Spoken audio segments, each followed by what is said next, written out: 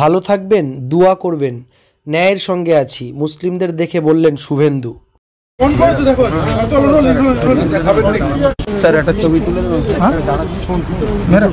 গতকালই গ্রেপ্তার হয়েছিলেন সন্দেশখালীর বেতাজ বাদশাহ, সন্দেশখালীর বাঘ বলা হয় যাকে, সেই শেখ শাহজাহান। আজকে তাকে আদালতে তোলা হয়েছিল এবং আদালত 10 দিনের পুলিশ হেফাজতে দিয়েছে। শুভেন্দু অধিকারী এই মুহূর্তে পৌঁছে গেছেন সন্দেশখালীতে, তিনি মিষ্টি বিলি করছেন।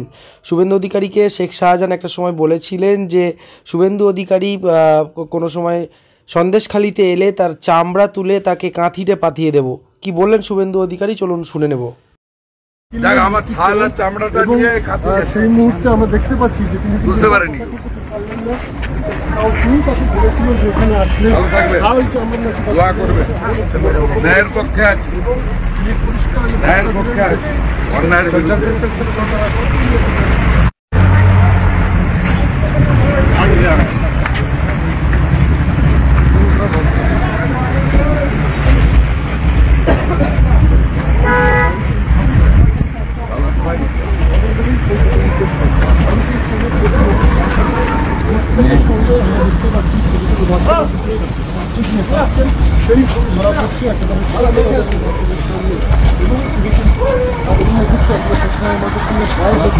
তিনি দেখছেন যারা শুভেচ্ছা বিনিময় করছেন কোথায় যাচ্ছেন?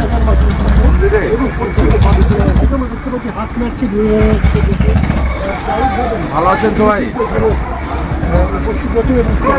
নমস্কার করছেন এবং যারা